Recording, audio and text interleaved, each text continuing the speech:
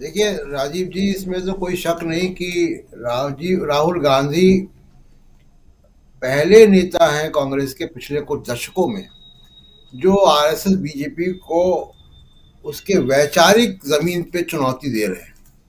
और वो सिर्फ चुनावी जीत हासिल नहीं करना चाहते हैं, बल्कि आज भी देखिए कि विपक्ष में बहुत सारे लोग, बड़े कम लोग हैं, लालू यादव जैसे लोग हैं और तेजस्वी हैं, जो बीजेपी और आरएसएस को वैचारिक रूप से चुनौती देते हैं। या दक्षिण भारत में उनका उनके सामने बीजेपी नहीं है, लेकिन फिर भी वो चुनौती देते हैं स्टालिन।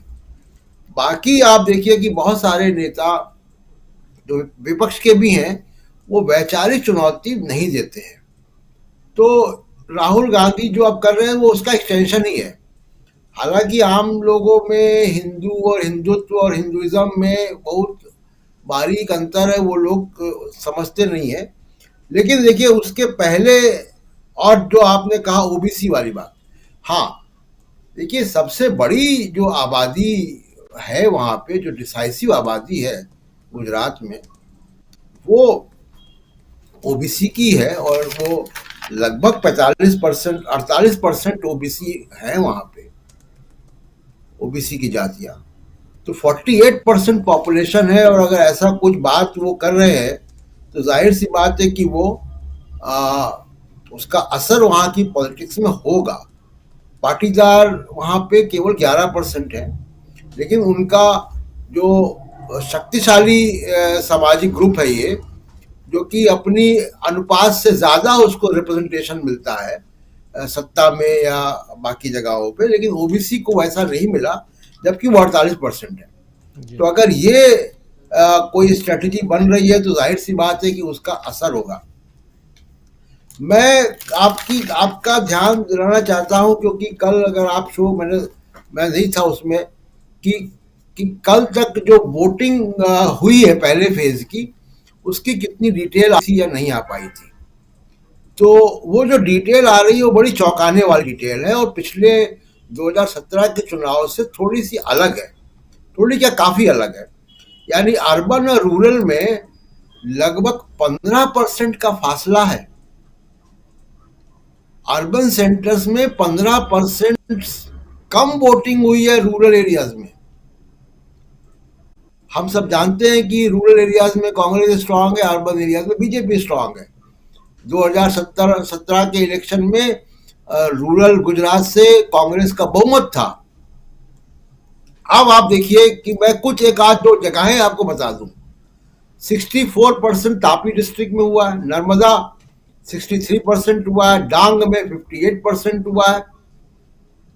ये 60 से ऊपर, 60 के आसपास और 60 से ऊपर जो है वो जी। वोटिंग गई है रूरल एरियाज में।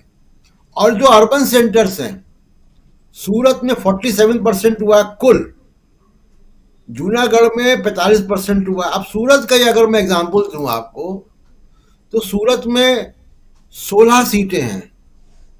उन 16 में 15 बीजेपी ने जीती थी पिछली बार। तो अगर 45% ही वोट हुआ है वहां पे, और वोट शेयर गिरा है इतना ज्यादा, तो इसका मतलब है कि उत्साह लोगों में वोट मतदान के प्रति कम है। और बहुत से पत्रकार या लोग जो गुजरात के इलेक्शन को वहां जाकर देख रहे हैं, वो ये लगातार कह रहे हैं कि गुजरात के प्रचार में उत्साह की बहुत कमी है चुनाव में।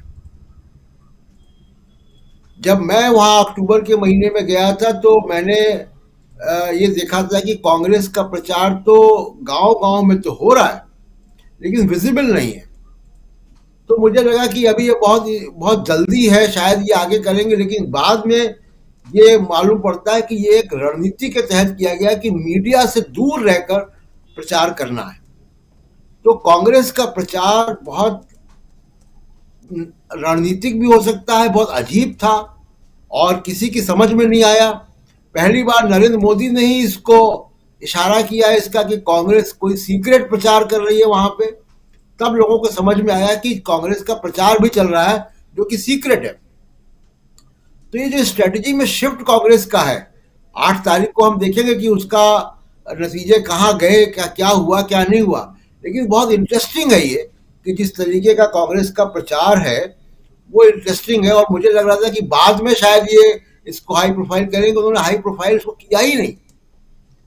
जी और राहुल गांधी की यात्रा जारी रही और वो चलता रहा और प्रचार होता रहा। अब जो वोटिंग परसेंटेज में जो जो अंतर दिखाई दे रहा है कि कहाँ 60% और कहाँ 45-47%, जहां बीजेपी स्ट्रांग है वहां 45-47% वोट शेयर हुआ है, जहां पे कांग्रेस पिछले बार से अच्छा परफॉर्मेंस किया था से ऊपर गया है। ये क्या गुत्थी है ये तो हम 8 तारीख को देखेंगे, लेकिन ये समझ में जरूर आ रहा है कि जो रूरल गुजरात के लोग हैं वो उतना उदासीन चुनाव को लेकर नहीं है जितना शहरी इलाकों के हैं, और इसका रिफ्लेक्शन जरूर हमको 8 तारीख को दिखाई देगा। राजीव जी, जी जी जी जी। लेकिन मीनू जी, ये एग्जाम्पल दोबारा देता हूं कि सूरत वो जगह है जहां 16 में से 15 सीटें बीजेपी ने जीती हैं, और वहां पे आम आदमी पार्टी ने 27 सीटें स्थानीय निकाय के चुनाव में जीती थी। जी कुछ लोग बाद में चले गए बीजेपी में आम आदमी पार्टी के, लेकिन जनता तो वोट देती है, जनता थोड़ी ना जाती इधर उधर, विधायक जाता है या कॉर्पोरेटर जाता है। तो अब आम आदमी पार्टी वहां पे कितना नुकसान या इनको कितना सप्लीमेंट कर रही है ये तो नतीजे बताएंगे। मेरा जहां तक अंदाज है कि आम आदमी पार्टी ने सूरत जैसे इलाकों में आप इनको सूरत राजकोट वगैरह में बीजेपी को नुकसान पहुंचाया होगा। राजकोट में 8 सीटें हैं, 8 में से 6 बीजेपी के पास है। अब अगर वहां पे मतदान इतना कम हो रहा है, 47% हुआ है, कहीं 45% हुआ है, और जहां पे कांग्रेस स्ट्रांग रही है, जहां पे कैंपेन दिखा नहीं किसी को, वहां पे 60%, 62%, 64% मतदान हो रहा है।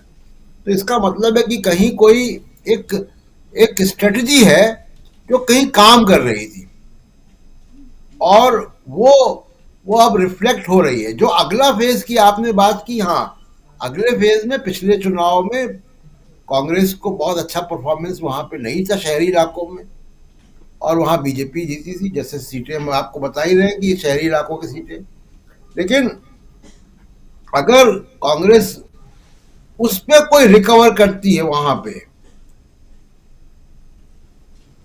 तो जाहिर सी बात है कि फिर बहुत इंटरेस्टिंग फाइट होगी, बहुत ही क्लोज फाइट होगी। और अभी भी मैं कह रहा हूं कि गुजरात का इलेक्शन का फाइट बहुत क्लोज है, और इससे अंदाज लगाइए कि देखिए नेता सब जानता है।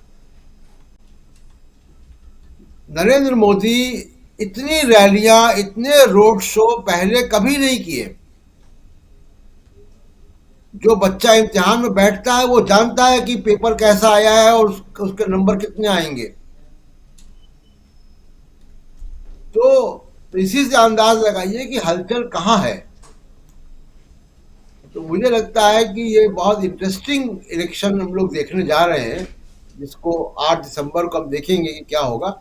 और जो जैसा रविकांत जी ने कहा कि ये अगर कांग्रेस ने स्ट्रेटेजिक तौर पे कैंडिडेट अगर घोषित करती है ओबीसी समाज से, तो जाहिर सी बात है कि वो कुछ ना कुछ कांग्रेस को रिकवरी देगा। और वो रिकवरी कितनी चाहिए कांग्रेस को? कांग्रेस को रिकवरी 2%, 3% की चाहिए। एक पार्टी अगर 2% बढ़ती है, दूसरी पार्टी 2% नीचे भी आती है, तो कांग्रेस को बहुत रिकवरी नहीं चाहिए पिछली बार से। उसको 2-2.5% की रिकवरी में वो कॉन्टेस्ट के बहुत क्लोज होगी सरकार बनाने के, और बीजेपी के लिए मुश्किल पैदा होगी। कहने का जी मतलब है राजीव। कि बहुत